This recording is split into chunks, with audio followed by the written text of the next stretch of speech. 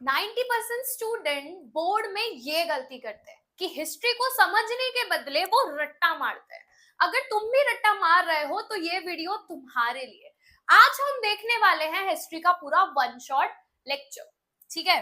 और मैं जब हूं तुम्हारे साथ तो तुम्हें डरने की तो कोई बात होनी ही नहीं चाहिए। पहला chapter, India's heritage of science and technology. ये चैप्टर बेटा सेक्शन डी में 4 मार्क का आता है। ये चैप्टर अगर तूने समझ लिया ना, मतलब तेरा आराम से बोर्ड में टॉप करने का स्कोर है, ठीक है। ये चैप्टर ज्यादातर बताता क्या है कि हमारी जो इंडिया थी वो ना कि हेरिटेज में ज्यादा हम रिच थी, बल्कि साइंस टेक्नोलॉजी या एंशिएंट टाइम पे हमने क्या क्या विकास किया था वो बताती है। देख लेते हैं। Science means systematic. अब यहाँ साइंस का मीनिंग बताया गया एक systematic knowledge, and technology means practical use of that knowledge. I know थोड़ा बहुत नहीं समझ आएगा। साइंस मतलब एक सिस्टमैटिक नॉलेज एक पर्टिकुलर चीज का, और टेक्नोलॉजी मतलब आपने उसी नॉलेज को यूज किया। फॉर एन एग्जाम्पल, इलेक्ट्रिसिटी की आपको नॉलेज है, आपने उसी नॉलेज को यूज करके बल्ब बना दिया, लाइट बना दी, तो दैट मीन्स टेक्नोलॉजी। देखो इधर मैंने लिखा भी है, they help in peaceful living of world peace. और कहीं ना कहीं साइंस और टेक्नोलॉजी ने हमें इंडिया वालों को फॉरेन कंट्री से कनेक्ट किया। क्या किया? कनेक्ट किया। और हमेशा साइंस एंड टेक्नोलॉजी का एक क्वेश्चन दिखता ही दिखता है। मैं एंड में ये भी बता दूंगी कि कौन से क्वेश्चंस आते हैं। Technology means practical use of scientific knowledge, science means systematic knowledge. Okay, उसके बाद एंशियंट हेरिटेज, मतलब हमने क्या क्या चीज हासिल करी थी। एंशियंट इंडिया सेजेस, देखो हमारे जो वेद मुनि थे उन्होंने क्या क्या दिया था हमें, वैल्यूएबल साइंस दिया था। हमारा contribution, India made contribution in many fields like metallurgy, chemistry, medicine, mathematics, astronomy और वास्तुशास्त्र। ये जितने भी तुम देख रहे हो ना नाम बेटा, इसमें से एक डिटेल आता है 4 मार्क का। मैथमेटिक्स और वास्तुशास्त्र में से कंपलसरी एक क्वेश्चन तेरे बोर्ड के पेपर में होगा, ठीक है। हम देख लेते हैं डिटेल में, क्योंकि बेटा एक एक ऐसे जो भी टॉपिक्स है ना उसका क्वेश्चन आता ही आता है। पहला है बेटा हमारा हेरिटेज का मतलब क्या है। India contribute not only in literature, art and religious and philosophy but also in science and technology. Modern research shows that ancient India had scientific thinking along with religious belief. कहीं ना कहीं हमारे जो वेद मुनि थे, ऋषि थे, वो टेक्नोलॉजी को तो मानते ही मानते थे, बट वो अपने रूट से कनेक्टेड थे। ऐसा नहीं है कि उनने एक मॉडर्न वेस्टर्न कल्चर को अडॉप्ट कर लिया था टेक्नोलॉजी की वजह से। वो टेक्नोलॉजी में तो माहिर थे बट अपने कल्चर रूट्स को नहीं भूले थे। यही ये बात बता रहा है, ठीक है। उसके बाद मेटलर्जी होता क्या है। लास्ट टू लास्ट ईयर के बोर्ड पेपर में दे दिया था, right the importance of metallurgy, या पूछ लेते right a note of metallurgy. Metallurgy means the science of metal. आप कहीं ना कहीं मेटल्स को यूज करके मूर्ति बनाते हो, स्कल्पचर्स बनाते हो, उसका कुछ आविष्कार करते हो, उसे मेटलर्जी बोला जाता है। See, metallurgy was widely used in Asian India. Ancient India was highly skilled. देखो हमारे यहाँ पहले से जमाने से, जैसे भिड़े का जमाना था, पहले के जमाने में हम लोग ज्यादा स्किल्ड थे मेटल वर्क के लिए। हम क्या करते थे, उसका मेटल स्टेच्यूज बनाते थे। इसका एग्जांपल है दिल्ली आयरन पिलर। तुमने दिल्ली में आयरन पिलर देखा होगा, वो आज तक जंग उसको नहीं लगा। आयरन तुम्हें पता है एक समय के बाद जंग लग जाता है, बट वो जो आयरन पिलर था बेटा उसको आज तक जंग नहीं लगा। The bronze statue of dancing girl found in Indus valley civilisation के टाइम पे भी जो एक डांसिंग गर्ल का स्टैच्यू था जो फेमस है, वो भी कहीं ना कहीं किसका पार्ट था, मेटलर्जी का पार्ट था। अभी भी बोलूंगी, रटना मत, समझना। और इसकी जो भी नोट्स है वो मैं डिस्क्रिप्शन में मेंशन कर दूंगी, डोंट वरी। जो इको का वन शॉट था उसकी भी नोट्स मैं आज मेंशन कर दूंगी, हिस्ट्री की भी कर दूंगी। ये हिस्ट्री का पार्ट 1 है, क्योंकि तुम्हें पता है हिस्ट्री के बेटा 6 से 7 चैप्टर है, वो एक पार्ट में कवर करना मतलब अच्छा खासा आपका 3-4 घंटे का वीडियो। स्टैच्यू ऑफ बुद्धा, देखो ये सब एग्जाम्पल है। Statue of Buddha from the Kushan period where from found at Takshashila. During the Chola period, many metal idols were made in South India. Metals को कहीं ना कहीं हम यूज करते थे मूर्ति बनाने के लिए, भगवान की आइडल्स बनाने के लिए। नॉर्थ इंडिया वाले भी यूज करते थे, साउथ इंडिया वाले भी यूज करते थे। See it's a process. और इसका सबसे फेमस है नटराज स्टेचू। जिसको नहीं पता, शिव जी का जो डांसिंग जो स्टेचू है उसे नटराज बोला जाता है। मास्टरपीस प्रिजर्व्ड इन चेन्नई म्यूजियम। आज भी चेन्नई म्यूजियम में वो बचा के प्रिजर्व करके रखा है। ठीक है। Another famous idol is Ram the archer. Metal से ही बनाया गया है। ठीक है, इसको मेटलर्जी बोलते हैं। Many statues of God, animals, birds were made with. पहले के टाइम हम जो भी स्टेचू गॉड का, बर्ड्स का, एनिमल्स का बनाते थे वो मेटल से बनता था। ठीक है। और डोंट वरी, अगर तुम्हें कोई भी टॉपिक में डाउट है मुझे कमेंट कर देना, मैं वापस उसका कोई शॉर्ट वीडियो ले आऊंगी। अब बात करते हैं बेटा हम केमिस्ट्री में। केमिस्ट्री है, तुम्हें पता है पहले के टाइम, आज जो तुम प्लास्टिक सर्जरी देख रहे हो ना, हमारे ऋषि मुनि पहले के टाइम से प्लास्टिक सर्जरी करते आ रहे हैं। मेडिसिन में उनने महारत हासिल करी, तो केमिस्ट्री में क्या क्या किया था देख लेते हैं। Chemistry is an experimental science. Chemistry क्या है? एक्सपेरिमेंट है। जाहिर सी बात है, केमिस्ट्री को थ्योरेटिकल नॉलेज नहीं है, आपको एक्सपेरिमेंट कर करके पता चलता है।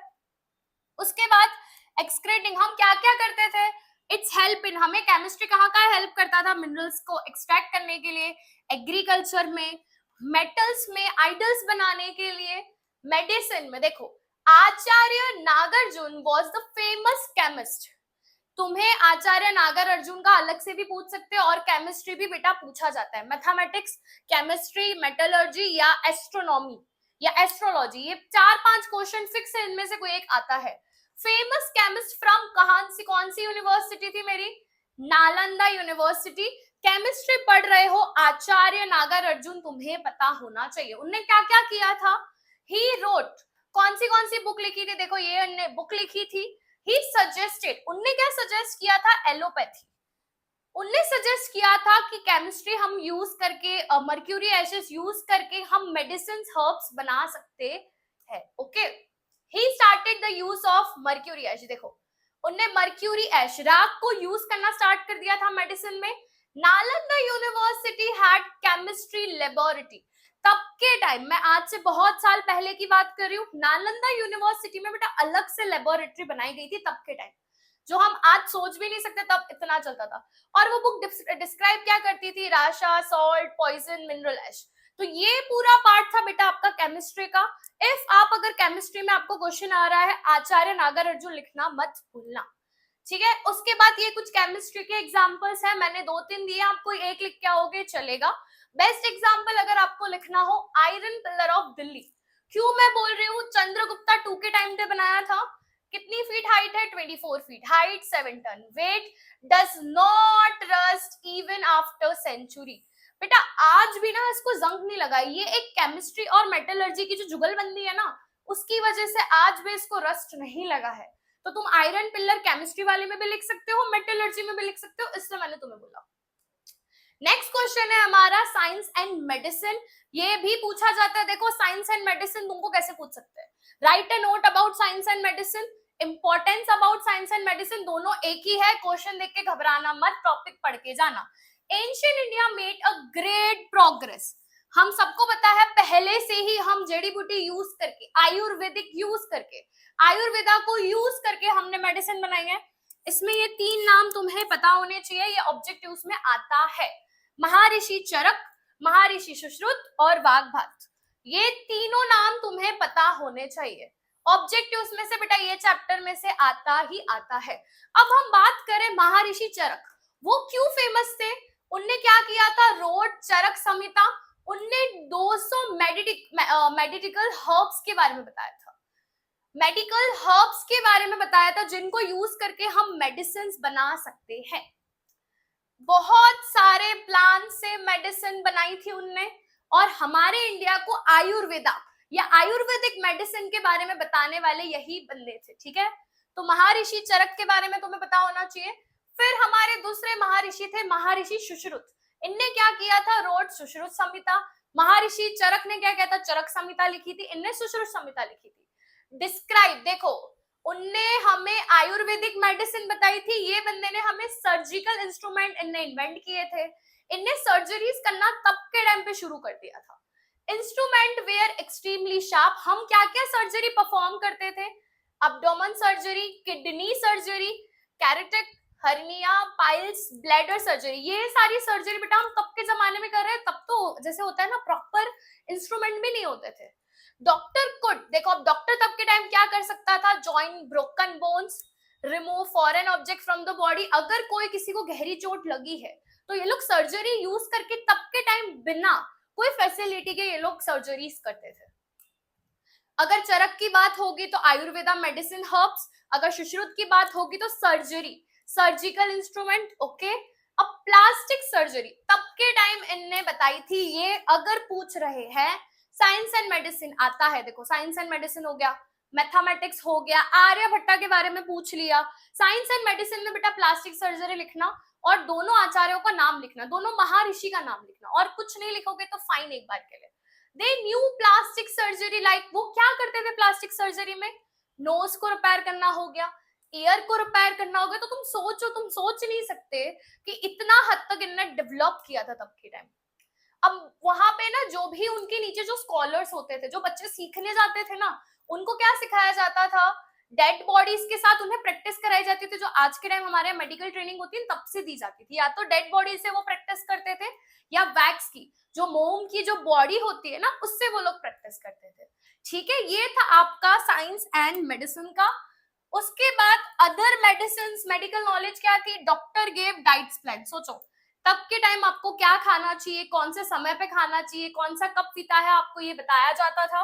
They could diagnose disease from the symptom. वो सिम्टम पूछ के ही आपको ना अच्छे से दवाई दे देते थे कि तुम ये कर लो, ये कर लो, ठीक हो जाएगा। जो हमारे घर पे आज हमारे बड़े बुजुर्ग करते हैं। और तब के टाइम ना वेटेनरी साइंस मतलब तब के टाइम एनिमल्स को भी ट्रीट किया जाता था। जो तुम आज देखते हो ना, वो पहले के टाइम भी एनिमल्स को ठीक किया जाता था। Ancient India also develop in animal medicine. Book returns, देखो 2 बुक लिखी गई थी। ये दोनों बुक का नाम अगर याद हो रहा है तो ठीक है। अगर तुम्हें हिस्ट्री में एक तो डेट याद नहीं हो रही, बुक का नाम याद नहीं हो रहा, मेंशन ही मत करो। मेंशन करोगे, गलत लिखा, स्पेलिंग मिस्टेक हो, बेटा मार्क्स कट जाएंगे। नहीं याद हो रहा मत लिखो, ठीक है। Scholar Shalihotra wrote a वेरिनिटी book, ये बंदे का नाम कर लेना, ऑब्जेक्टिव्स में पूछ सकते हैं, फिलिप्स में, ठीक है। उसके बाद मैथमेटिक्स, तुम्हारा फेवरेट, मेरा फेवरेट, मेरा तो फेवरेट नहीं बोलूंगी because I hate maths. So mathematics के बारे में भी पूछते, बोर्ड का ना ये फेवरेट क्वेश्चन है। Either they will ask you directly कि मैथमेटिक्स क्या होता है, either they will ask you अच्छा write about mathematics and Aryabhata. Mathematics भी हमने तब के टाइम ही डिस्कवर कर लिया था, आर्यभट्टा ने जीरो की वैल्यू डिस्क्राइब करी थी। Ancient India made revolutionary discovery in maths. क्या क्या बेटा हमारे कॉन्ट्रीब्यूशंस थे? Zero discover by the Aryabhatta, writing zero after number discover by, देखो सबके एक एक नाम है, वो तुम पढ़ लेना। Decimal system used in Harappa and Mohenjo-daro, जो हम पॉइंट 0.5, 0.6, 0.7 ये तब कब के टाइम पे डिस्कवर्ड हुआ था? हड़प्पा एंड मोहेंजोदारो। उसके बाद मैथमेटिक्स में आर्यभट्टा तुम्हें पढ़ना है, बाकी 2-3 नाम तुम देख लो, आर्यभट्टा पढ़ के ही जाना। आर्यभट्टा ने एस्ट्रोलॉजी में भी अपना योगदान दिया था, मैथमेटिक्स में भी दिया था, दोनों में बंदे ने काम किया है, ठीक है। आर्यभट्टा कैलकुलेटेड, आर्यभट्टा आ रहा है तो तुम्हें ये सब चीजें पता होनी चाहिए। मैंने ऐसे नोट्स बनाई है, बट तुम्हारा जो पॉइंट्स बनेगा ना, वो एक पॉइंट में 2 से 3 लाइन होनी चाहिए। आर्यभट्टा ने एक तो पाई की वैल्यू निकाली थी, दूसरा जीरो डिस्कवर किया था। Explain arithmetic operations like addition, subtraction, multiplication, square root, cube root, ये सब जो आज बच्चे करते हैं ना, ये सब उनने तब के टाइम से, गुणाकार जिसको बोलते हैं प्लस माइनस, ये उनने तब के टाइम बताया था, ठीक है।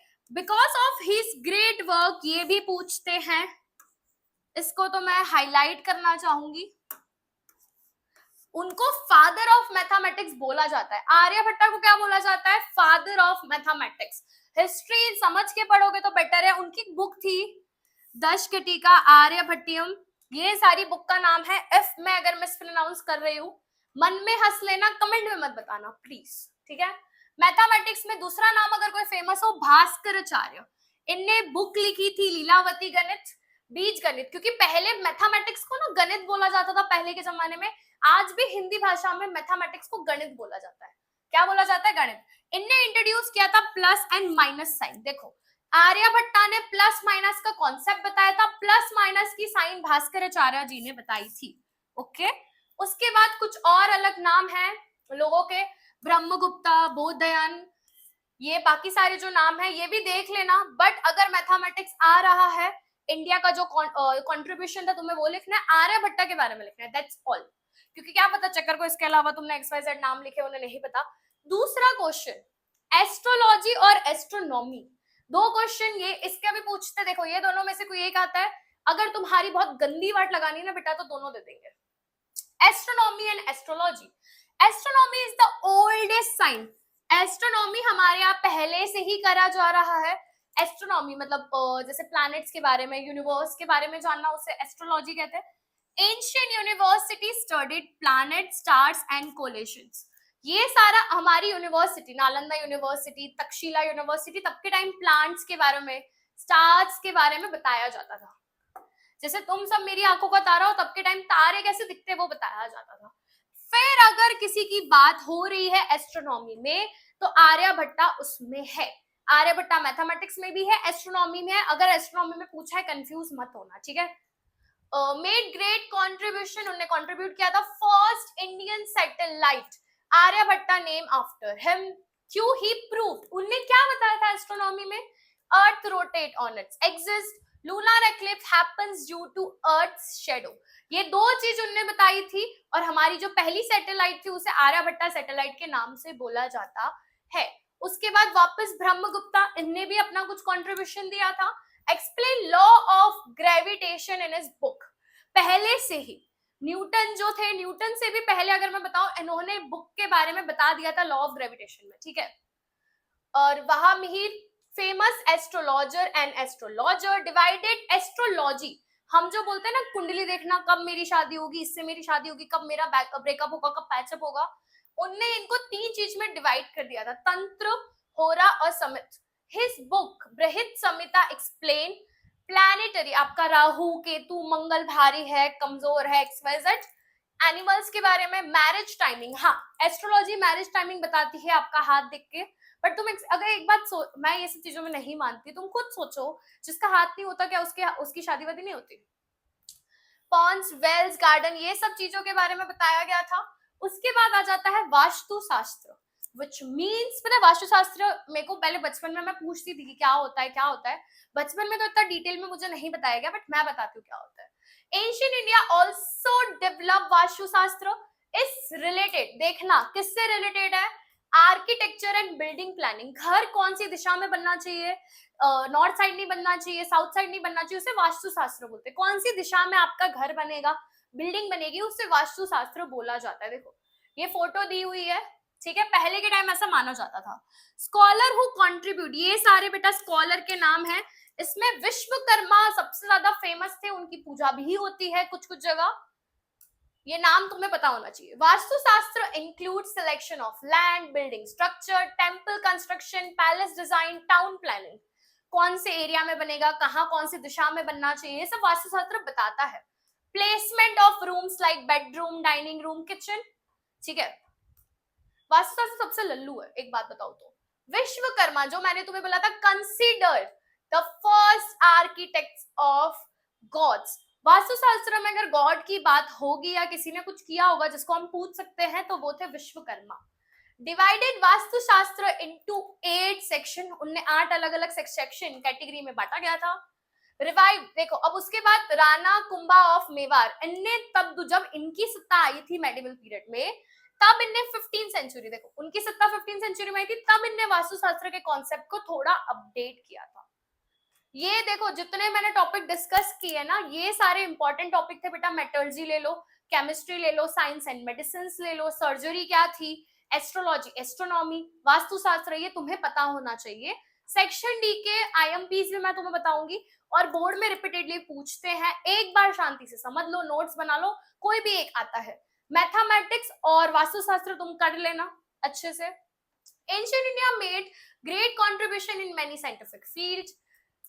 Indian culture combine science and spirituality, spirituality मतलब अपने खुद का शरीर का भी ज्ञान और भगवान का ज्ञान। India shows unity in diversity despite many religious culture, ये कुछ साइंस की बुक के नाम तुम्हारे बुक में दिए हैं, ये मैं अलग से सेपरेट इसलिए लेके आई हूँ क्योंकि ऑब्जेक्टिव्स में पूछते हैं, मैथ्स में दे दिया तो ये सारे नाम है मैंने तुम्हारे लिए सिग्रीगेट कर दिया है, इसका स्क्रीनशॉट तुम ले लेना। जैसे बहुत सारे नाम है, देख लेना तुम अपने हिसाब से। ये कुछ आईएमपी क्वेश्चंस हैं तुम्हारे, देखो chemistry as a experimental science, देखो हमने केमिस्ट्री पढ़ा था, मेरी फर्स्ट ही लाइन थी chemistry is a experimental science, उसको तुमको एक्सप्लेन करना है क्यों उसे एक्सपेरिमेंटल बोला जाता है, थियोरिटिकल नहीं बोला जाता।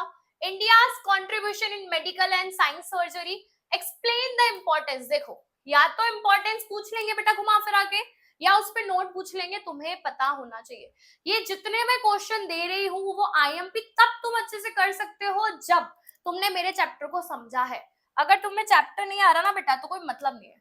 नेक्स्ट हम चैप्टर पे मूव कर रहे हैं, चैप्टर नंबर 4 लिटरेसी, जो लिटरेचर की बात होगी। लिटरेचर हेरिटेज के टाइम कैसा था, क्या था, लिटरेसी हेरिटेज ऑफ इंडिया, ठीक है।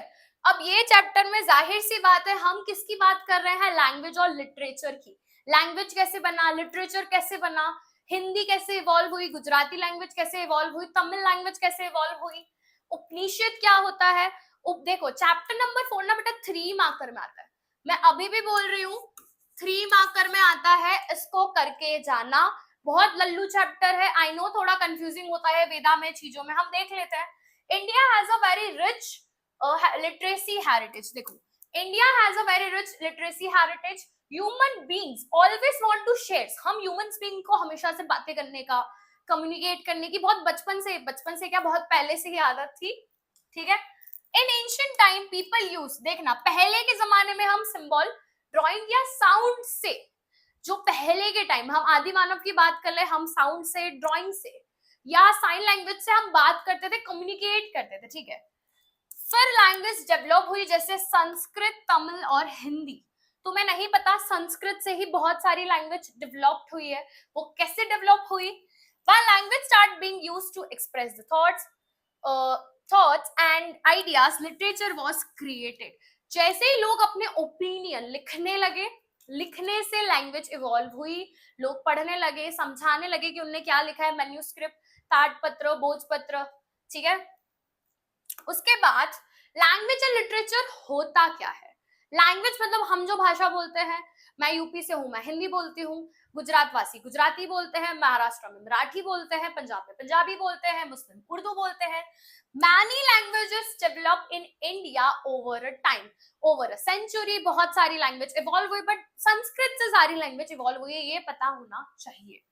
This language influence each other which help literature, एक लैंग्वेज ने बहुत सारी लैंग्वेज को बनाया है, इन्फ्लुएंस किया है। हिंदी से तुम देखो, हिंदी गुजराती में थोड़ा सा ही डिफरेंस होता है, अगर तुमने देखा होगा। The best example is Sanskrit language, जैसे आज हम देखते हैं गुजराती, हिंदी और मराठी, ये तीनों में थोड़ा सा डिफरेंस है। संस्कृत से हिंदी इवॉल्व हुआ, हिंदी से बाकी लैंग्वेज धीरे धीरे इवॉल्व हुई, यही बताया गया है। और एक और चीज, India's oldest script belong to the Harappa, अगर हम ओल्डेस्ट सिविलाइजेशन, जब पहले के लोग अच्छे से हमारे जैसे रहते थे, वो इंडस थी। इंडस में बेटा जो तुम्हारी लैंग्वेज है ना, वो बेटा आज तक कोई समझ नहीं पाया, बट जब जैसे लैंग्वेज इवॉल्व हुई, हमारी लिटरेचर वाली, लिखने वाली लैंग्वेज हमने बनाई, लिख के हम बताने लगे, कम्युनिकेट करने लगे, तो वो लिटरेचर बन गया। और संस्कृत की जब भी बात होगी, पन्निनी की बात हमेशा होगी, he was the famous Sanskrit grammar, हमसे हिंदी ग्रामर, इंग्लिश ग्रामर नहीं होता, वो संस्कृत ग्रामर थे, ठीक है। Maharshi Panini was a famous Sanskrit grammarian, he wrote the famous book, उनने एक बुक लिखी थी, कौन सी सेंचुरी में लिखी थी बेटा, 4th सेंचुरी। पन्निनी का पूछते हैं, अगर पेपर टफ बनाना है आ सकता है इन फिलिप्स। संस्कृत वॉज कंसिडर्ड, तो कौन कौन संस्कृत लैंग्वेज को बेटा यूज करता था, आर्यंस यूज करते थे, ऋषि मुनि यूज करते थे और स्कॉलर्स यूज करते, तब के टाइम जो बच्चे, तुमने देखा होगा रामायण, महाभारत, भगवत गीता, ये भी संस्कृत में थे, फिर उसके बाद हिंदी में आई है। ओरिजिनल महाभारत तो अभी भी कौन सी लैंग्वेज में है, Sanskrit. It was widely use for science, religious, philosophy and knowledge. धीरे धीरे संस्कृत को लोग यूज करने लगे, उसी से साइंस में बात हो गई, रिलीजियस की बात हो गई, टेक्नोलॉजी की बात हो गई। अब उसमें एंशिएंट टाइप की अगर मैं बात करूं, एक चीज हमेशा डिस्कस होती है, वेदास। हम सबको पता है हिंदू धर्म में 4 वेदा है, ऋग्वेद, सामवेद, यजुर्वेद और अथर्ववेद। आज तक हमें ये नहीं पता चला ये वेद हमें बताना क्या चाहते हैं। ऋग्वेदा का क्या मतलब हो जाता है, सामवेदा का क्या मतलब हो जाता है, क्योंकि शॉर्ट नोट आ गए तो तुम क्या लिखोगे? द वर्ड, ध्यान से देखना, वेदा मीन्स होता है बेटा आपका ज्ञान, ठीक है, वेदा मीन्स होता है आपका ज्ञान। देयर आर 4 वेद, 4 तरह के ज्ञान इंसान के पास होने चाहिए, ऋग्वेदा, सामवेदा, यजुर्वेदा और अथर्ववेदा। अब ऋग्वेदा से शुरू करते हैं, ऋग्वेदा, सामवेदा, यजुर्वेदा सारे तुम्हें समझ आ जाएंगे। The oldest book of India literature, Rigveda हम सबसे पुराना है, सबसे ज्यादा यूज किया जाता है, इसमें वर्सेस कितने हैं? 1028 वर्सेस हैं। अब ये वहाइम्स क्या होता है, हम जो जाप करते हैं, जाप को बोलते हैं ना, ओम नमः शिवाय, ओम नमः शिवाय, ओम नमः शिवाय, वो हाइम्स की तरह ऐसे ही जाप बोला जाता है। ऋग्वेदा में भगवान की प्रार्थना के मंत्र हैं। ऋग्वेदा क्या है? भगवान से जो हम प्रार्थना करते थे या पहले के टाइम जो प्रार्थना के मंत्र थे वो ऋग्वेदा हमें बताता है, ठीक है। इसमें अलग अलग देवताओं की तारीफ और पूजा की गई है। ऋग्वेदा में हमें बताया जाता है देवताओं ने क्या किया, उनकी तारीफ और उनके मंत्र, वो ऋग्वेदा बताता है। Mostly prayers to different god used in yajna. उसके बाद आ जाता है बेटा सामवेदा। सामवेदा ज्यादातर यूज होता था गाने के लिए, सिंगिंग के लिए। अगर तुम्हें गाने के जो वर्ड्स दिख रहे हैं वो सामवेदा की वजह से। क्यों Samaveda? Focuses on singing and reciting hymns. Reciting hymn मतलब जाप करना। Known as the origin of music, India का ओरिजिन म्यूजिक जो था वो सामवेदा की वजह से है। सामवेदा मंत्रों को गानों और सुर में बोलने का तरीका बताया था। हम जो सुर में गाना गाते हैं, मंत्र बोलते हैं किस तरह से, वो सामवेदा में बताया गया था। उसके बाद आ जाता है बेटा यजुर्वेद। यजुर्वेद मतलब होता है यज्ञ, हम जो करते हैं ना हवन, हवन के जो भी रूल्स एंड रेगुलेशन होंगे ना उसको यजुर्वेद में बताया गया है, ठीक है। Describing rules and mantras for performing yajna, हम जो भी हवन करते थे, यज्ञ करते थे, उसको कौन सी बुक में बताया गया है? यजुर्वेद, ठीक है। उसके बाद इसमें बताया गया है कि यज्ञ कैसे करना चाहिए और कौन से मंत्र से करना चाहिए। अथर्ववेद हमें जीने का, डेली लाइफस्टाइल में हमें क्या करना चाहिए, इंसान के संस्कार कैसे होने चाहिए, मॉरल्स वैल्यू क्या होने चाहिए, वो अथर्ववेद बताता है। ऋग्वेदा हमें भगवान की प्रेयर वाले मंत्र बताता था। सामवेदा हमें म्यूजिक, गाने की लाइंस, लिरिक्स बताता था, सुर बताता था। यजुर्वेद हमें यज्ञ कैसे करना चाहिए, हवन के क्या रूल्स है वो बताता है। अथर्ववेद डेली लाइफ के बारे में बताता है। ये तुम्हें लॉजिक इतना पता होना चाहिए। Contains rituals, daily life practice and sanskaras. Atharvaveda हमें बताता है हमारे जीने का तरीका, हमें क्या करना चाहिए और एक इंसान के संस्कार कैसे होने चाहिए। ये तुम्हारी शॉर्ट ट्रिक है, जैसे मैंने लिखा है ऋग्वेदा भगवान की प्रार्थना का मंत्र, सामवेदा, सामवेदा का मतलब क्या है, मंत्र गाने वाला या म्यूजिक। यजुर्वेद यज्ञ या हवन के रूल्स। अथर्ववेदा डेली लाइफ और संस्कार के लिए। अब वेदा खत्म होता है, उसके बाद एक पार्ट आता है उपनिषद। उपनिषद क्या होता है, बच्चों को, ज्यादातर बच्चों को नहीं पता उपनिषद क्या होता है। हम पता है इंडिया बहुत रिच था उसके लिटरेचर के लिए, हेरिटेज के लिए और नॉलेज के लिए। Upanishad explain philosophy and spiritual idea. Upanishad में बेटा फिलोसॉफी, स्पिरिचुअल आइडिया, इंसान को कैसे जीना चाहिए, इंसान का पर्पस क्या है लाइफ का। हमारी जो आत्मा है, पहली बात हम सब सुनते हैं कि आत्मा अमर होती है, बॉडी खाली जल जाती है। स्पिरिचुअल, भगवान से हमें कैसे कनेक्ट करना चाहिए, हम क्यों आए हैं धरती पे, वो सब उपनिषद में बताया गया है। देखो दे टॉक अबाउट, और भी क्या बताया, यूनिवर्स की शुरुआत कैसे हुई, दूसरा लाइफ एंड डेथ, तीसरा स्पिरिचुअल नॉलेज, उसने बताया यूनिवर्स शुरू कैसे हुआ, गैलेक्सी यूनिवर्स कैसे शुरू हुआ, जीवन मृत्यु का पार्ट बता दिया, तीसरा स्पिरिचुअल नॉलेज। अब स्पिरिचुअल नॉलेज क्या होती है? स्पिरिचुअल नॉलेज बताता है कि हम कौन है, मतलब हम ह्यूमंस क्या कौन है, दूसरा भगवान क्या है, गॉड क्या है, भगवान वर्ड क्या है, और तीसरा लाइफ का असली पर्पस क्या है, वाई वी आर लिविंग, हमारा क्या पर्पस है, हम मर गए तो क्या होगा, ये सब उपनिषद में बताया गया है। उपनिषद को ऐसे याद रखो, लाइफ, यूनिवर्स और स्पिरिचुअल नॉलेज। कितने टाइप के उपनिषद है बेटा? 108 टाइप के उपनिषद है, और फेमस वन जो थी वो बुक का नाम है, तुम देख लेना, 2 थे वो देख लेना, ओके। उसके बाद ब्राह्मणिकल लिटरेचर। ब्राह्मणिकल लिटरेचर में 2 बात बताई गई है, आर्यनकस और दूसरा वाला जो है वेदांगास।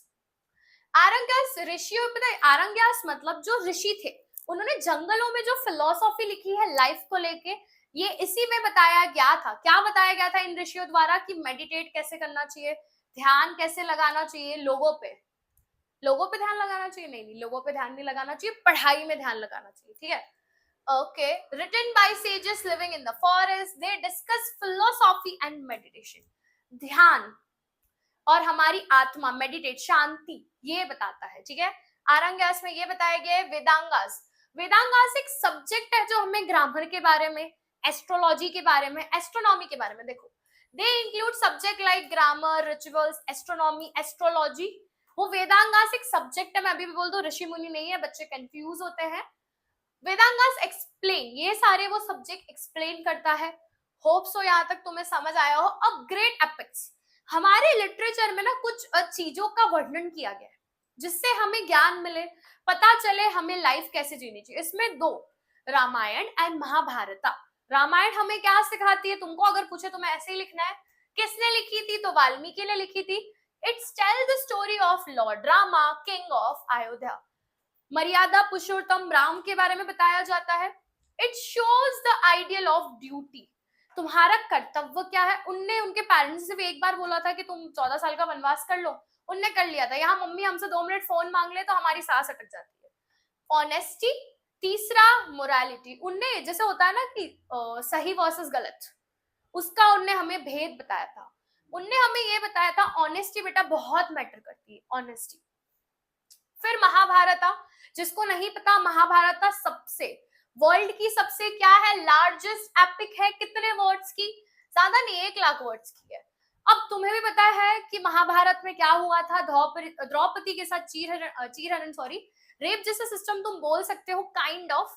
It describe the war between Kauravas and Pandavas. एक जब औरत की इज्जत पे बात आती है तो क्यों युद्ध हुआ, क्या हुआ, उसको महाभारत में बताया गया है। और श्री कृष्ण कैसे हमें डिस्क्राइब करते हैं, महाभारत का एक कंश ना भगवत गीता में बताया गया है। डिस्कशन वही है। अब Bhagavad Gita, a part of Mahabharata, it's explain philosophical ideas of, वो हमें क्या सिखाता है, वो भगवत गीता हमें ज्ञान देती है। हमारा कर्म, हमेशा तुम्हारे अंदर, तुम पढ़े लिखे हो नहीं हो, बहुत कमा रहे हो नहीं कमा रहे हो, ह्यूमैनिटी रखना बेटा, इंसानियत, और अपने कर्म अच्छे रखना। भक्ति, ये तीनों चीज अगर कोई इंसान करता है तो उसकी आत्मा को मोक्ष हमेशा मिलता है। ये भगवत गीता में बताया गया है। उसके बाद कुछ अलग पुराण से, तुमने देखा होगा शिव पुराण थी, शिव पुराण में बताया गया है मृत्यु के बाद क्या होता है। Many Samriddhi text explain law, customs and religious, बहुत सारी समृद्धि, बहुत सारी बुकें हमें बताती है हमें रिचुअल्स कैसे करने चाहिए मंदिर के, हमारा कानून क्या है, एक उसूल क्या है मेरा जीने का। एक और सॉरी कौटिल्य, कौटिल्य जिसको नहीं पता, चाणक्य जी ने एक बुक लिखी थी, Arthashastra. Kautilya's Arthashastra is a famous book on politics, राजनीति, इकोनॉमिक्स, इन पे इनने लिखी थी। Chanakya was the famous economist. उसके बाद आ जाते हैं बुद्धिस्ट लिटरेचर। तुमको बुद्धिस्ट लिटरेचर जल्दी ऐसे पूछते नहीं है, बट तुम्हें पढ़ना है। Early Buddhist literature was written in Pali language. कौन सी लैंग्वेज से इंस्पायर्ड थी, पाली, और इट्स कॉल्ड त्रिपिटका। अब त्रिपिटका के 3 पार्ट है। Tripitaka has 3 part, Sutta Pitaka, Vinaya Pitaka and Abhidhamma Pitaka. Sutta Pitaka हमें बताता है टीचिंग्स ऑफ बुद्धा, बुद्धा गौतम बुद्धा के क्या टीचिंग्स थे, वो क्या कर रहे थे, क्या सिखाना चाहते थे। विनय पिटिका हमें बताती है रूल्स ऑफ मॉन्क, जो भी साधु बनता है, जो मॉन्क होते हैं, उनके रूल्स एंड रेगुलेशंस क्या होते हैं। And philosophical idea, being a human, हमें क्या करना चाहिए, हमें क्यों शांति, मोक्ष, मोह माया को त्याग देना चाहिए, ये इसमें बताया गया है। उसके बाद आ जाते हैं गुप्ता पीरियड। एक क्वेश्चन आता है, वो क्वेश्चन क्या है, the Gupta period is known as the golden age of Sanskrit literature. या गुप्ता पीरियड को गोल्डन एज क्यों बोला जाता है लिटरेचर के अंदर, the reason is many great Sanskrit writer and poet lived in during this. जितने भी फेमस तुम राइटर्स और पोएट बोलते हो, उन्हें तब इसी वक्त बहुत सारी बुक लिखी थी, बहुत सारे लिटरेचर्स लिखे थे। फेमस वर्क लाइक, ये सारे बुक के नाम थे जो कालिदास ने हमें दिए थे। दूसरा, Kings of Gupta emperor support, और जो गुप्ता पीरियड था उसमें दूसरा रीजन था, राजा लिटरेचर को बहुत सपोर्ट करता था, पोयम को बहुत सपोर्ट करता था। This are the reasons. और क्या क्या कौन सी बुक है वो यही है, the Gupta period is called the golden age of the Sanskrit literature because many famous writer created great Sanskrit work. तुम्हें भी पता है संस्कृत बुक उनने लिखी, संस्कृत के द्वारा अपने ओपिनियन दिए, जिससे लोगों की लाइफ में चेंजेस आए हैं। With the support of Gupta rulers, बिना गुप्ता रूलर्स के कभी राइटर चलता ही नहीं, ठीक है। अब कालिदास के 4 इनने इतनी सारी बुक्स लिखी थी, उनके नाम है, आप देख लेना। और भान भट्ट ने क्या लिखा था, ये सारे जो फेमस वर्क थे तब के टाइम संस्कृत को प्रमोट कर रहे थे, इसलिए Gupta age is known as the golden period, architecture में भी, कल्चर में भी, स्क्रप्चर्स में भी और लिटरेचर में भी, ठीक है। ये पूछते बेटा why Gupta period is known as the golden age, आता ही आता है, बोल रही हूँ आएगा। उसके बाद गुजराती लिटरेचर, आई नो मुझे गुजराती वैसे इतनी नहीं आती, I am not from here. Gujarati literature develop gradually, उनमें ना गुजराती भी लैंग्वेज है जो हिंदी से बनी है, हिंदी संस्कृत से बनी है, ठीक है। They wrote poem songs garba, और गुजराती लिटरेचर में क्या क्या देखने मिलता था, पोयम्स कविता देखने मिलती थी, गाने देखने मिलते थे, हम सबका फेवरेट गरबा, स्टोरीज और छापास। कुछ फेमस तुम्हें राइटर्स के नाम पता होने चाहिए, नरसिंह मेहता, पहला तो नरसिंह मेहता, मीराबाई, दयाराम अखो, प्रेमचंद या प्रेम आनंद, सॉरी, लेट राइटर्स के इन सबके नाम है, इतना तुम्हें पता होना चाहिए। गुजराती लिटरेचर धीरे धीरे डेवलप हुआ था, उसमें पोयम्स थे, चैप्टर्स थे, गाने थे, गरबा थे, और ये राइटर्स के नाम, इसमें इन देखो, इनमें से नरसिंह मेहता और मीराबाई तो लिख के आना। गुजराती लिटरेचर का पूछ सकते हैं हाउ ये डेवलप, बट गोल्डन पेज वाला जरूर पूछते हैं।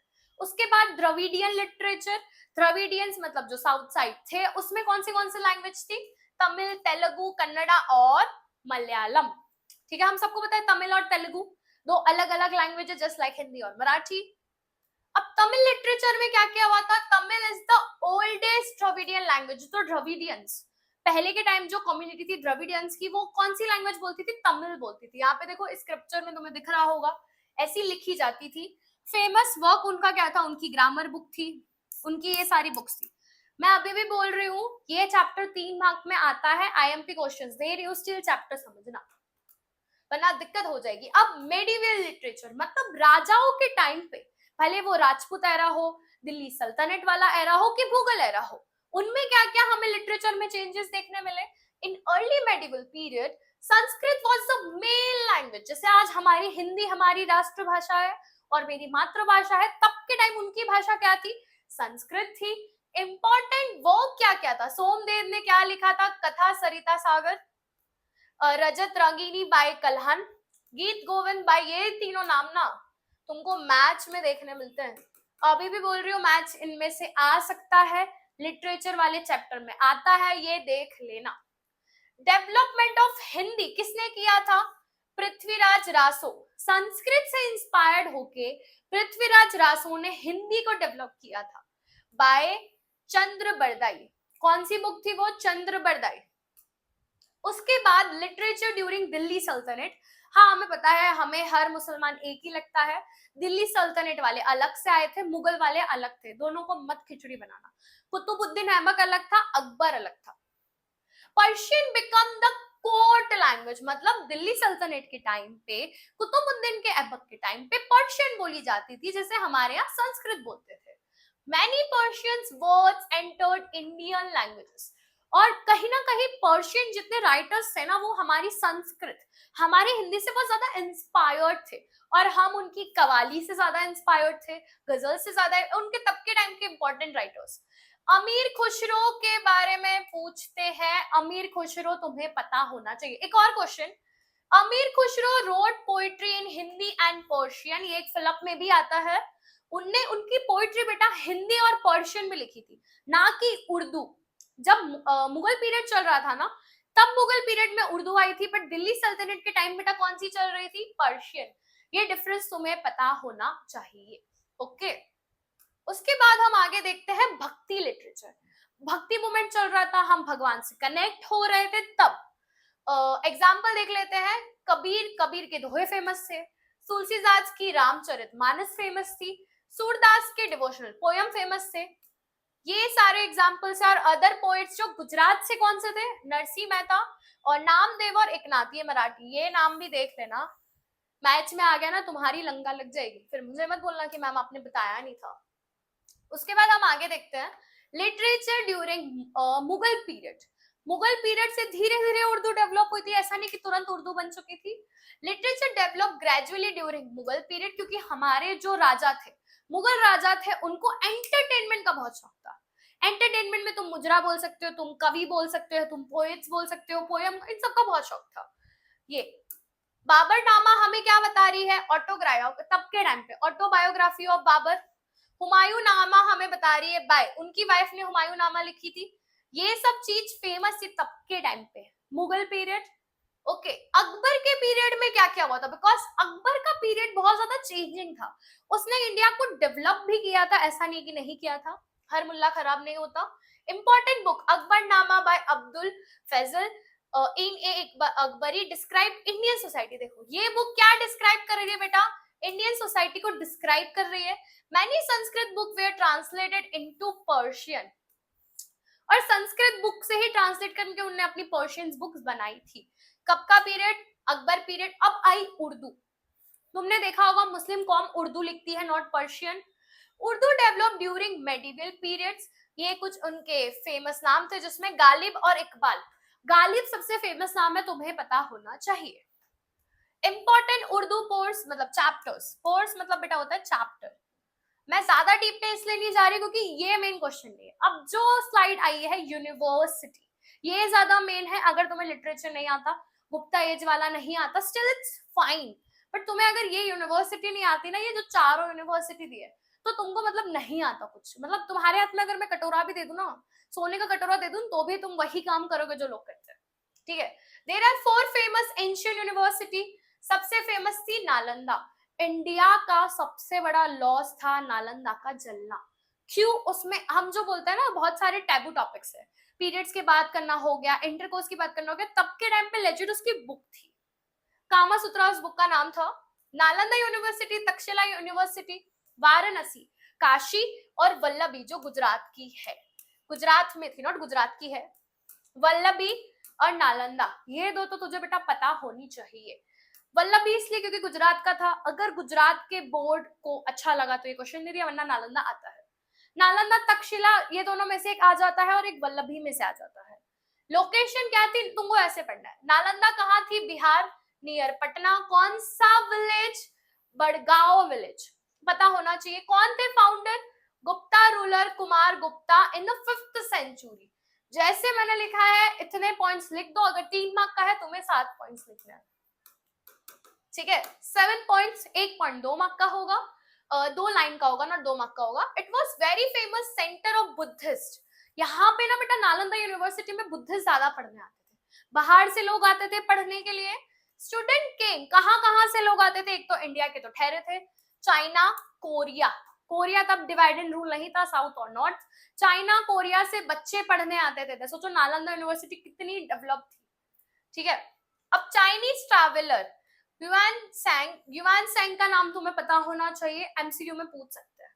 उन यही रहे थे वो नालंदा यूनिवर्सिटी में ना, जैसे हॉस्टल टाइप का, बच्चे पढ़ते थे, रहते थे, खाना पीना फ्री होता था। क्या क्या फैसिलिटी थी, Nalanda had a very big library. उनकी एक बहुत बड़ी लाइब्रेरी थी, उसको बोला जाता था धर्मगुंज। लाइब्रेरी का नाम देख लेना, मैं अभी भी बोल रही हूँ, लाइब्रेरी का नाम तुम्हें पता होना चाहिए। There are 7 large halls and about 300 lectures room. तुम सोचो 300 लेक्चर रूम किसको बोलते हैं। Food, clothes, education were free for student. हम इतने दानवीर करण थे हम इंडिया वाले, इंडिया को ऐसे सोने की चिड़िया नहीं बोला जाता। हम फ्री में कपड़े, फूड्स ऐसे बांट रहे। From 5th to 11th century Nalanda was the best century. कब से लेके 5th to 11th Nalanda was the famous, one of the famous in the world. Nalanda का पूछे तो ये होना चाहिए। अब बात करते हैं तक्षशिला। तक्षशिला क्यों फेमस थी, कहाँ पे है। आज की अगर मैं प्रेसिडेंट बात करूं ना बेटा, इंडिया और पाकिस्तान तो अलग हो गया है। तब के टाइम ये रावलपिंडी, रावलपिंडी कहाँ है अभी, पाकिस्तान में। It was the one of the oldest university in the world, सबसे जूनी है। Around 64 subjects were taught. बेटा हमसे 7 सब्जेक्ट नहीं पढ़े जाते, तब के टाइम बच्चे 64 सब्जेक्ट्स पढ़ते थे, नॉट रेगुलरली बट पढ़ते थे, ये पता होना चाहिए। तक्षशिला मतलब 64 सब्जेक्ट पढ़ते थे। Student live in ashram with their gurus for the education. Student उनके गुरुज के साथ, टीचर्स के साथ ही रुकते थे। सब्जेक्ट टॉट इंक्लूड, अब उसमें क्या क्या पढ़ाया जाता था, ये एक हाईलाइट है, ये एक हाईलाइट है, ये एक हाईलाइट है, ये 4 पॉइंट तुम्हें लिखने ही लिखना है। और तब के टाइम वेदास पढ़ाया जाता था, ग्रामर पढ़ाया जाता था, संस्कृत ग्रामर, क्योंकि तब हिंदी इवॉल्व नहीं हुआ था। फिलोसॉफी मतलब हमारे जीने का ढंग, लोगों के विचार। Astronomy, medicine and military science, अगर कोई इंजर्ड है तो उसे कैसे ठीक करना चाहिए, मिलिट्री साइंस है। फेमस स्कॉलर्स, ये पता होना चाहिए, पनीनी जिसने संस्कृत ग्रामर लिखा था बुक, वो यहीं से पढ़े थे। कहां से पढ़े थे? तक्षशिला। चाणक्य, हमारे जो इकोनॉमिस्ट थे, फेमस इकोनॉमिस्ट थे, वो भी इधर से पढ़े थे। एंड चाइनीज ट्रैवलर ह्यूआन सांग आएगा तो नालंदा, फाहाइन आएगा तो तक्षशिला। ओके, उसके बाद आ जाते हैं वाराणसी। क्यों फेमस थी? Kashi ghat, Kashi. Varanasi was important religious and education. It become famous during the Upanishad. Upanishad हमें क्या बताता है बेटा? लाइफ के जीने का पर्पस। यूनिवर्सिटीज, जो हमारे यूनिवर्स है वो क्या था? Life and death. तुम्हें नहीं पता, वाराणसी में ना एक मणिकर्णिका घाट है, वहां पे डेड बॉडीज जलाई जाती है। सबसे फेमस, वर्ल्ड का सबसे फेमस शमशान घाट है वो। King Ajatashatru support this education here. उनने किसको बढ़ावा दिया था? उपनिषद को। लोगों को पता चले उनके जीने का क्या पर्पस है, जीवन मृत्यु का क्या पर्पस है, भगवान क्या है, ये उपनिषद में बताया गया था। और इस सब्जेक्ट को सपोर्ट किया था किंग अजातशत्रु ने। Many great scholars and saint lived studied in Varanasi. Lord Buddha gave his teaching, उनने भी अपनी टीचिंग दी थी सारनाथ के पास, जो कहां पे है? नियर वाराणसी।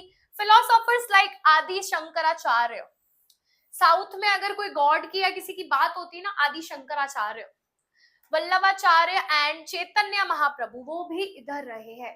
वाराणसी ने बेटा उपनिषद सब्जेक्ट को प्रमोट किया था, लाइफ डेथ के बारे में फिलोसॉफी के लिए, इसलिए फेमस था। और गौतम बुद्धा भी यहीं आके टीचिंग देते थे सारनाथ, इसकी वजह से फेमस था। और हम सबका फेवरेट वल्लभी, जो गुजरात में था। लोकेशन गुजरात, कहाँ थी? Gujarat. It was very famous university. कब, कौन सी सेंचुरी में फेमस था बेटा? 7th century. It become an important centre. किसके लिए फेमस था वल्लभी? बुद्धिस्ट के लिए। देखो, बुद्धिस्ट लोग जो हिमालयन रीजन से आते थे वो वल्लभी में भी थे, नालंदा भी में थे। कंफ्यूज मत होना, ऐसा मत सोचना अगर बुद्धिस्ट है तो सिर्फ नालंदा आएगा, ये भी आता है वल्लभी। फेमस स्कॉलर्स के नाम दे दिए हैं इधर, यहाँ पढ़े थे वो। Student from different part of India, her India के हर एक जगह से यहाँ पे लोग आते थे। The ruler make dynasty support this university in 7075 AD. The university was destroyed after attack of Arab invaders. 7th century में बनी थी, 775 में अरब इन्वेटर्स ने आके इधर हमला कर दिया और इसको तबाह कर दिया। ठीक है, ये था आपका वल्लभी। अब तुम्हें याद कैसे रखना है चारों यूनिवर्सिटी? तुम्हें की पॉइंट्स याद रखना है। सबसे फेमस बुद्धिस्ट यूनिवर्सिटी अगर कोई थी, बुद्धिस्ट लोग आते थे, नालंदा। तक्षशिला में यहाँ पनीनी और चाणक्य जैसे बच्चों ने पढ़ा है। कितने सब्जेक्ट थे हमारे? 64 बेटा सब्जेक्ट थे। वाराणसी क्यों फेमस थी? रिलीजियस और फिलोसॉफी, उपनिषद सब्जेक्ट के लिए। वल्लभी क्यों फेमस थी? गुजरात का सबसे इंपॉर्टेंट एजुकेशन सिस्टम था। इस यूनिवर्सिटी से हमें पता चलता है कि हमारा लिटरेचर कितना एडवांस था।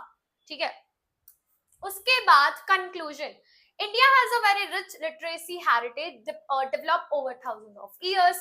हमने चैप्टर में क्या पढ़ा? Vedas, Upanishad, Ramayana, Mahabharata provide knowledge about religious philosophy. Later literature in regional language, Persian and Urdu. Persian आई थी दिल्ली सल्तनत, उर्दू आई थी मुगल पीरियड में, इतना तुम्हें पता होना चाहिए। उसके बाद हम जंप कर रहे हैं चैप्टर नंबर 1, जो सेक्शन बी का सबसे फेमस है। इसमें तुम्हें या तो ट्राइब पूछ लेंगे, या कल्चर हेरिटेज पूछ लेंगे, या हेरिटेज पूछ लेंगे। ठीक है,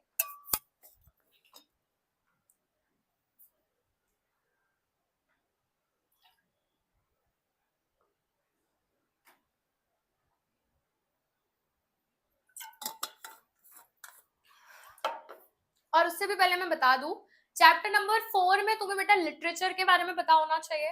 लैंग्वेज के बारे में पता होना चाहिए और यूनिवर्सिटी, ये 3 चीज तुम्हें पता ही होनी चाहिए। India is one of the oldest civilisation, India world की सबसे जूनी सिविलाइजेशन है। ओके, पहले के लोग, और हमारे जो विष्णु पुराण है, विष्णु जी की जो पुराण है उसमें डिस्क्राइब किया है इसके बारे में, India as land, Himalayas in the north, Indian ocean in the south. Vishnu Purana में भी जिक्र किया गया है भारत वर्ष का, मतलब इंडिया का। This land was known Bharat वर्ष, भारत खंड एंड आर्यवर्ता। बट अगर तुम्हें पूछा जाए ना बेटा कि इंडिया को पहले क्या बोलते थे, तो आर्यवर्ता मत लिखना, भारत वर्ष लिखना। क्यों आर्यवर्ता मना कर रही हूँ मैं बताऊंगी आगे। People living in this land are called Indians, और जो इस जगह पे रहता था उसे इंडियंस बोला जाता था या हिंदूवासी बोला जाता था।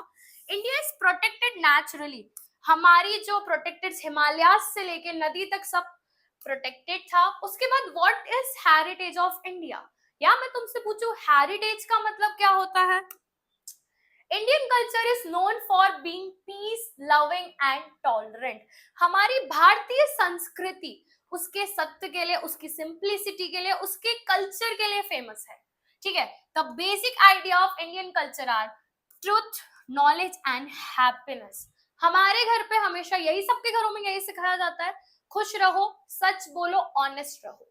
ठीक है, मैनी फॉरेनर्स यही देख के, हमारे कल्चर को देख के, हमारे तरीके को देख के कौन कौन आए थे बाहर से, Aryans, Persian, Arab, Turks and British. ये हमारे जैसे होता है ना, कोई एक अच्छा है तो आप उसको देख के इंस्पायर्ड होते हो, बाहर की कंट्री इंडिया को देख के इंस्पायर्ड होती थी। उसके बाद मैं बात करूं, अच्छा कल्चर, तुम्हारे लिए कल्चर का क्या मीनिंग होगा, मेरे लिए कल्चर का क्या मीनिंग होगा। कल्चर मतलब हम सबने सुना है तौर तरीके, हर कल्चर का अपना एक तरीका है। Culture means the way of living of people, हर किसी के लाइफ के जीने का तरीका, कुछ उसूल। मेरे लिए एक उसूल है मेरा कि मुझसे झूठ बर्दाश्त नहीं होता, भले वो कोई भी बोले। अब कल्चर क्या इंक्लूड करता है बेटा, आपकी आदत, आपका रिवाज, आपकी जो क्या बोल सकते हैं सोसाइटी, आपकी जो जाति है वो कौन से रिवाज को फॉलो करती है, आपकी परंपरा, आपके वैल्यूज, आपका बिहेवियर, ये सब चीज आपके कल्चर को ही बताती है। आपके घर पे आपको क्या सिखाया जाता है, आपके घर की परंपरा क्या है, आपके वैल्यूज क्या है, उससे मैं क्या बोलती हूँ, कल्चर। हर किसी के रहने रहने का कल्चर अलग होता है। उसके बाद हम बात करें कल्चर्स की, और अगर डिटेल में देखें, culture is passed from one generation to another generation.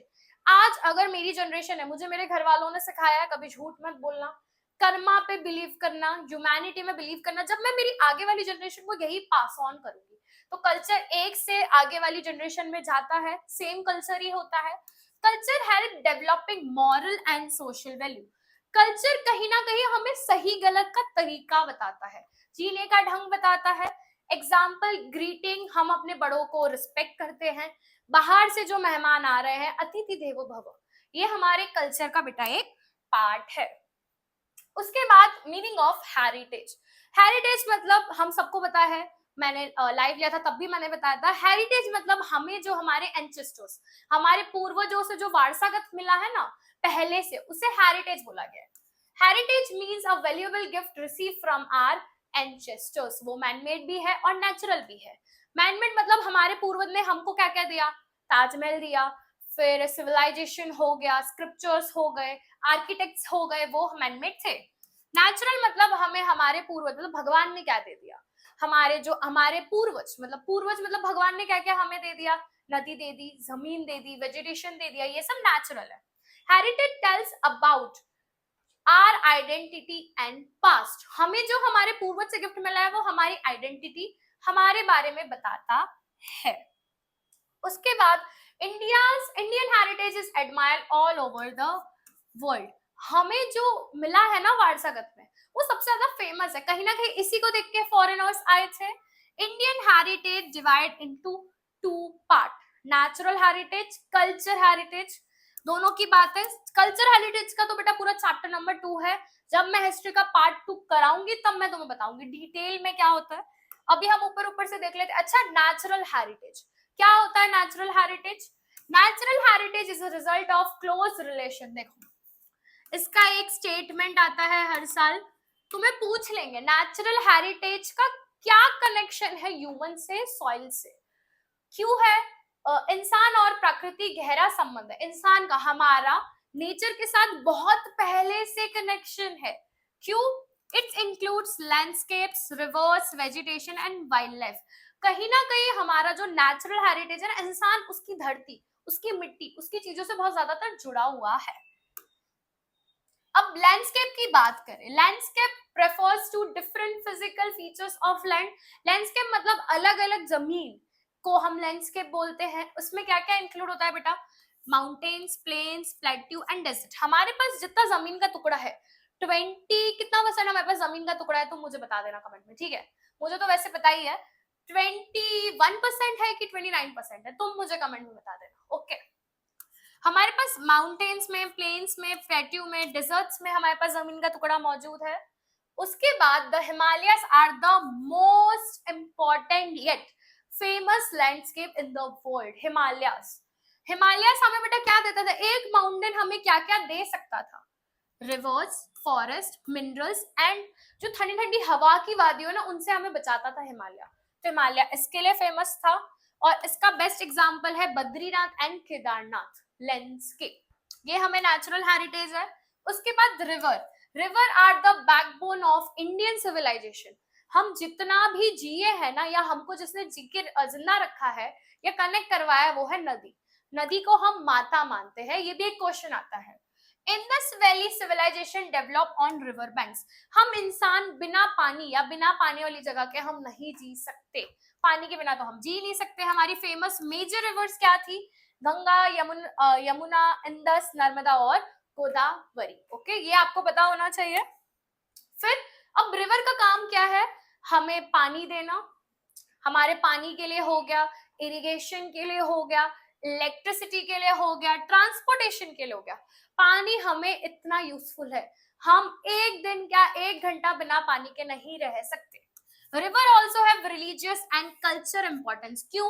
हमारे यहाँ आज भी नदी को माता माना जाता है। लोग अपना पाप धुलने के लिए आज भी गंगा नदी में डुबकी लगाते हैं। उसके बाद vegetation. What do you mean by vegetations? Vegetations क्या होता है? India have been nature lovers since ancient time. हमें ना हमारे नेचर से बहुत पहले से प्यार था, जब से आदि मानव थे तब से था, भगवान के टाइम से भी था। हम पीपल, बनियान, हमारा वेजिटेशन जो फ्रूट्स एंड फॉरेस्ट हो गया उसे हम वेजिटेशन बोलते हैं। उसके अंदर पीपल, बनियान, तुलसी, हम जितने भी हमारे पास पेड़ है ना बेटा, हम उनको भगवान की नजर से देखते हैं। तुलसी को तो माता माना जाता है। Forest provide food, would and medicine. कहीं ना कहीं हमें फॉरेस्ट फूड, वुड और मेडिसिन तीनों देता है। उसके अलावा medicine plant like Neem and aloe vera used in Ayurveda. Ayurveda के अंदर आज भी नीम और एलोवेरा का बहुत बड़ा स्थान है। ये 2 मार्क में पूछते हैं। Wild life, India has a rich wild life. हमारे पास कुछ ज्यादा नहीं, 81,000 जैसे स्पीसीज है, मतलब जानवर के प्रकार हैं। हमारे इंपॉर्टेंट एनिमल कौन थे? Tiger, lion, elephants, peacock and Asian lion. और पिकॉक तो हमारी नेशनल बर्ड है।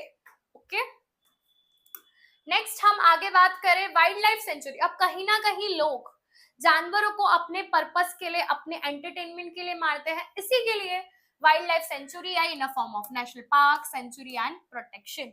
गिर नेशनल पार्क इसका बहुत। अब बारी आती है कल्चर हेरिटेज की। कल्चर हेरिटेज मतलब हमने अपने कल्चर को रिप्रेजेंट के लिए जो मैन मेड चीज करी, उसे कल्चर हेरिटेज बोलते हैं। Culture heritage include man made creation, हमारी क्रिएशन। तुमने देखा होगा द्वारका का मंदिर हो गया, सोमनाथ हो गया, केदारनाथ का मंदिर हो गया। हमने अपने कल्चर को रिप्रेजेंट करने के लिए, भगवान को रिप्रेजेंट करने के लिए जो मूर्तियां बनाई, जो आर्किटेक्ट बनाया, उसे कल्चर हेरिटेज बोलते हैं। Okay, architecture and sculpture. Indian architect is an ancient and highly developed. हम तो बहुत पहले के टाइम से, तुम्हारा चैप्टर नंबर 3 भी है इसमें, पता है? मोहेंजोदारो, इंडस वैली सिविलाइजेशन, तब से हम आर्किटेक्चर में फेमस हैं। इंडस हो गया, टेम्पल्स हो गए, मॉस्क हो गए। तुम्हें आर्किटेक्चर कहाँ कहाँ देखने मिलता है? इंडस में, टेम्पल्स में, मॉस्क्यू में और फोर्ट में। उसके बाद culture heritage, famous culture. Sculpture मतलब जब आप आपकी हाथ की कलाई से, आपके हाथ की कलाई से, क्ले से जब आपको एक मूर्ति बनाते हैं ना, उसे स्कल्पचर्स बोलते हैं, आइडल्स बोलते हैं। डांसीगल हो गया, अशोका पिल्लर हो गया, अजंता और एलोरा केव हो गए। तो ये सब एग्जाम्पल थे आपके आर्किटेक्चर और स्कल्पचर्स के। उसके आगे मैं बात करूं, हमारी फेमस आर्कियोलॉजिकल साइट में लोथल एंड धोलावीरा ज्यादा फेमस है, और रीजनल प्लेस में सोमनाथ, केदारनाथ, बद्रीनाथ, द्वारका। फेस्टिवल्स, रण उत्सव, काइट फेस्टिवल, टार्नेटर, ये सब हमारे कल्चर हेरिटेज का पार्ट है। मैन मेड क्रिएशन जो हमारे बेटा कल्चर को बताती है। उसके बाद तुम्हारी बुक में बेटा कुछ ये फेयर्स की एक फोटो दी है। फेयर का नाम तुम्हें पता होना चाहिए, डिटेल में नहीं पूछते, एक बार देख लेना। ओके, नेक्स्ट हम आगे बात करें कंट्रीब्यूशन। अब इंडिया ने क्या कंट्रीब्यूट किया है मैथ्स को, हमने आगे ही देखा था। हमने क्या क्या कंट्रीब्यूट किया, हमने जीरो डिस्कवर किया, मैथमेटिक्स में हमने एक मुकाम हासिल किया, एस्ट्रोनॉमी, हमने एस्ट्रोनॉमी में बताया था प्लांट्स, यूनिवर्स और ये सब के बारे में, फिर आयुर्वेद और योगा, आयरन टेक्नोलॉजी मतलब आयरन पिलर हमारा जो दिल्ली में मौजूद है। ये सारे हमारे कुछ कॉन्ट्रीब्यूशन थे। उसके बाद हमारे यहाँ ओरिजिन्स ऑफ ह्यूमन बीइंग, बाहर से लोग कैसे आए, यहाँ लोग कैसे रहते थे, उसके बारे में थोड़ा डिटेल में देख लेते हैं। प्रिमिटिव मेंस, प्रिमिटिव फर्स्ट, जो पहली एग्जिस्टेंस थी ना आदि मानव की, वो कहाँ से थी, साउथ अफ्रीका से थी। जो आदि मानव थे, बंदर से जो हम इंसान बने, वो ईस्टर्न साउथ अफ्रीका से थी। अट्रैक्टेड बाय इंडियंस, जो पहले के जो साउथ अफ्रीका जनजाति थी ना, वो इंडिया के तौर तरीके, कल्चर, रीति रिवाज से ज्यादा अट्रैक्ट हो गई थी। यहीं से फिर धीरे धीरे करके एक एक फॉरेनर हमारे इंडिया में आया, जिसमें आर्यंस हो गए, द्रविडियन तो यहीं के थे, पर्शियंस हो गए, अरब ट्रेडर्स हो गए, ये सब। As a result, the remain and influence of many tribes found in India. China से जो लोग आए थे, मंगोलियंस। उसके बाद एंशियंट ट्राइब्स ऑफ इंडिया, देख लो ध्यान से। Earlier it was believed that Dravidian were the most ancient people of India, but modern research prove that, पहले ही बोल दूं ऐसा बोला जाता है द्रविडियन सबसे पुरानी थी, बट द्रविडियन से भी पहली कोई ट्राइब आई थी, वो ये थी नेग्रिटोस, Australoid, the Dravidians, the Aryans. तो द्रविडियन सबसे पुराने नहीं है, क्योंकि प्रिमिटिव्स साउथ ईस्टर्न से थे ना बेटा, तो द्रविडियन सबसे पुराने कैसे हो सकते हैं। और तुम्हें मैं अभी भी बोल दूं, नेग्रिटोस जो हप्सी पीपल थे उसके बारे में पूछ सकते हैं, वो कैसे दिखते थे, क्या थे। एस्ट्रोलॉइड्स के बारे में पूछ सकते हैं, मंगोलियन के बारे में पूछ सकते हैं, ये तीन तुम्हें पता होने चाहिए। और सबसे फेमस बोर्ड का रिपीटेटिव क्वेश्चन होता है द्रविडियंस और आर्यंस, उनने हमें क्या सिखाया। उसके पहले नेग्रिटोस, नेग्रिटोस कहाँ से आए थे पहले तो देख लेते हैं। Negritos are considered the most ancient, सबसे जूनी और सबसे अगर कोई थी ना ओल्डेस्ट, तो वो नेग्रिटोस थे। दूसरा, they came India from Africa via Baluchistan, Africa से आए थे वाया बलूचिस्तान इंडिया के अंदर। क्या स्पेशलिटी है उनकी, उनके फीचर्स कैसे हैं।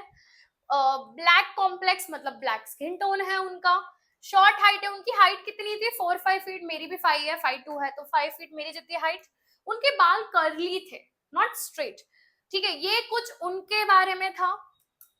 उसके बाद करते हैं एंशियंट टाइम में एस्ट्रोलॉइड, निषद पीपल, आर्यंस एस्ट्रोलॉइड को बोलते थे, निषद पीपल ये भी पूछते हैं।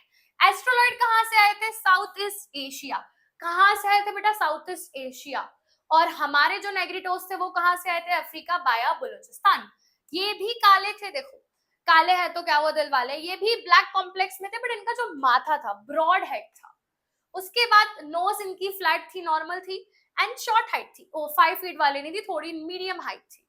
इसके बाद एग्रीटोस, एस्ट्रोलॉइड नॉट एग्रीटोस, एस्ट्रोलॉइड के अंदर ट्राइब्स लाइक खोल, मुंडा, खासी ट्राइब्स, जो आसाम में आज जो आदिवासी की जनजाति पाई जाती है ना, उनके पूर्वज वो थे एस्ट्रोलॉइड्स। ओके, कहाँ पे आज भी पाए जाते हैं, उनने क्या कंट्रीब्यूट किया, एस्ट्रोलॉइड में क्या हमें कंट्रीब्यूट किया, इधर आके उनने बेटा क्ले बनाए, क्ले से उनने यूटेंसिल्स बनाया। तुम जो मिट्टी से जो बर्तन देखते हो ना, कुल्हड़, वो आइडिया इनका था, इनने कुछ बनाया था innovative.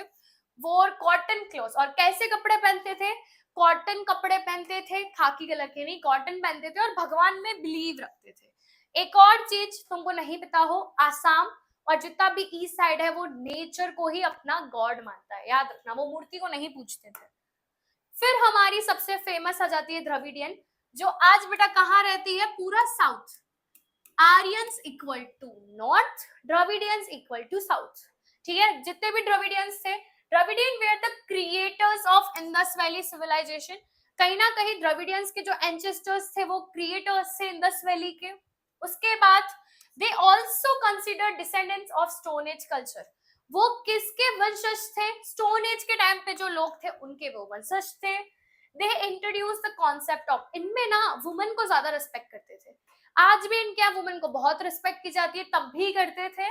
Mother as goddess, father as a god, कहीं ना कहीं वुमेन को भी रिस्पेक्ट करते थे। माँ को ये लोग गॉडेस देवी मानते थे, पिता को ये लोग मानते थे गॉड भगवान। तो ये कॉन्सेप्ट इनने हमें दिया था। फिर अब इनने क्या किया था जो द्रविडियन ज्यादा फेमस थे? Worship of nature, animals and rituals. वो धूप दीप से क्या करते थे? पूजा करते थे।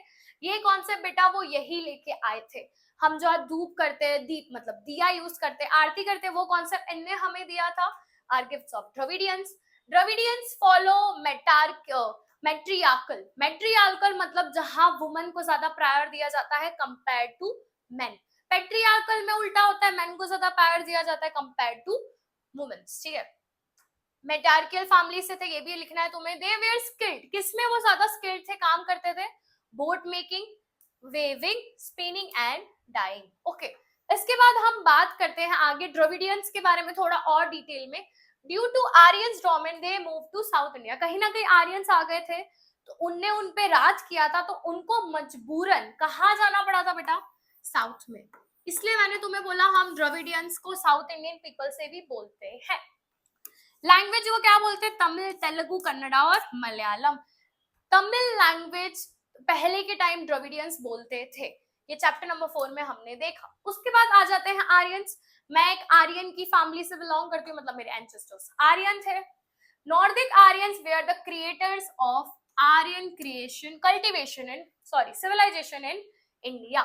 The region where they lived is called Aryavarta. देखो, आर्यन जहां रहते थे उससे आर्यवर्ता बोला जाता था, और हमारे इंडियन को भारतवर्ष बोलते हैं। इसलिए मैंने तुम्हें बोला था कि अगर क्वेश्चन आएगा यू हैव टू राइट। अगर क्वेश्चन आ गया इंडिया को पहले क्या बोलते थे? भारतवर्ष, नॉट आर्यवर्ता। आर्यवर्ता मतलब जहां जहां आर्यंस रहते थे, जबकि इंडिया में सिर्फ आर्यंस नहीं रहते थे, द्रविडियंस भी रहते थे। रीजन ऑफ सप्त सिंधु, उनका ही रीजन था सेवन सिस्टर्स जहां आर्यंस रहा करते थे। उसके बाद आर्यंस किसको वर्शिप करते थे? क्योंकि हमको पूजा का कॉन्सेप्ट द्रविडियन ने दिया था। आर्यंस था बेटा नेचर लवर थे। तुम्हारा ये क्वेश्चन आता है 2 मार्क का। Aryan known as called as nature lover, क्यों? तो वो सन, विंड, रेन, रिवर ये सब की वो पूजा करते थे, और हाइम मतलब वो जाप करते थे, उन्हें मंत्र बनाए थे। दे कंपोज वैदिक हाइम्स, उनने ही मंत्र बनाए थे जो नेचर को ज्यादा वो करता था। एक आइडल को नहीं करते थे, ये नेचर से प्यार करते थे। रिलीजियस प्रैक्टिस लाइक यज्ञ, यज्ञ मतलब हवन करना, वेदा चैंटिंग मतलब भगवान का नाम जाप, एंड बिकम पॉपुलर, यही चीजें इनकी ज्यादा से ज्यादा क्या थी? पॉपुलर थी। उसके बाद आ जाते हैं हमारे, तुमने पता है कुछ लोगों को देखा होगा उनकी आइस के कॉम्प्लेक्स की वजह से उन्हें चीनी बोला जाता है। वो प्रजाति थी बेटा मंगोलियंस या मंगोलियन की। कहां से आए थे बच्चा वो? North China where Tibet. जितने भी तुम नेपाल के लोग देख लोगे, हिमालय लेह लद्दाख के देख लोगे, आसाम के देख लोगे, उन्हें सबको चीनी बोला जाता है। क्यों? क्योंकि वो वहां वाली ट्राइब कौन सी थी इनकी? मंगोलियन थी, इसकी वजह से। कहा ये सेटल्ड हो गए थे? नॉर्थ चाइना से आए थे, आसाम, सिक्किम, भूटान और वेस्ट बंगाल। तो वहां के जितने भी लोग हैं उनका कॉम्प्लेक्स ऐसा है, इसकी वजह से उन्हें चीनी या चाइना बोला जाता है। फिजिकल फीचर्स इनका क्या था? मस्त गोरे गोरे थे, येलो कॉम्प्लेक्शन था, फ्लैट फेस था, आलमंड आइज, उनकी आईज ऐसी थी ना चीनी टाइप, इसलिए उन्हें बोला जाता था। उस टाइप को हम बोलते हैं आलमंड शेप आईज। उसके बाद कुछ ट्राइब्स के नाम हैं जो कहां से आए थे। देखो ये सारे ट्राइब थे, एल्फाइन, डेंड्रिक, ये वाला बेटा मैच में आता है, अभी भी बोल रही हूँ, ये भी मैच में आता है। Be careful. कहां से आए थे? माइग्रेट होके, माइग्रेट मतलब एक जगह से दूसरी जगह से, एक जगह से दूसरी जगह आना। कहां से आए थे? सेंट्रल एशिया से आए थे। कहां बस गए? गुजरात, सौराष्ट्र, महाराष्ट्र, बंगाल एंड ओडिशा, ये tribe. Okay, this tribe share similar genetic features. और ये जो ट्राइब थी वो कहां बस गई? गुजरात, सौराष्ट्र, महाराष्ट्र, बंगाल एंड ओडिशा। उसके बाद ओवर अ टाइम अमालगेशन वाला एक क्वेश्चन दिया था, जस्ट लास्ट ईयर के पेपर में दिया था। अमालगेशन क्या होता है? अमालगेशन मतलब होता है मर्ज होना। हमारे तौर तरीकों में कैसे आर्यंस द्रविडियंस मर्ज हो गए थे, या इंटरकास्ट मैरिज कैसे आई थी, वो इसकी वजह से है।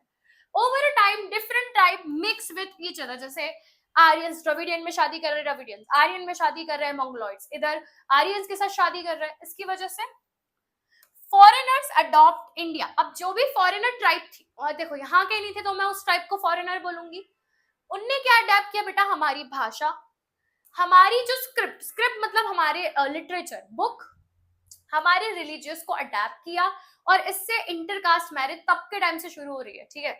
A complex composite culture was formed, और इससे कहीं ना कहीं मिक्स कल्चर बन गया, और वही हम आज उनके एंसेस्टर्स के बच्चे हैं, ठीक है। अब ये चैप्टर का आईएमपी क्वेश्चन जिसका तुमको बेसब्री से इंतजार था, क्या क्या पूछते, give an introduction of a tribe which contribute greatly. ऐसी कौन सी ट्राइब थी जिनने बहुत, अगर डिटेल में अगर मैं बताऊं इस क्वेश्चन के बारे में, तो ऐसी कौन सी ट्राइब थी जो बाहर से आई थी, स्टिल उन्होंने हमें डेवलप किया था, द्रविडियंस, इंडियन ही थे, आर्यंस, आर्यंस एंड द्रविडियंस इसका आंसर है। डिफरेंस बिटवीन, हाईलाइट कर लो, डिफरेंस बिटवीन पूछा जाता है कल्चर और हेरिटेज का, और ट्राइब्स का भी आता है। This are the IMP questions, इसका आप एक स्क्रीनशॉट ले लेना, ओके ये वाला आप स्क्रीनशॉट ले लेना जब आप देख रहे हो। बाकी पार्ट 2 में मैं नेक्स्ट चैप्टर्स की बात करूंगी।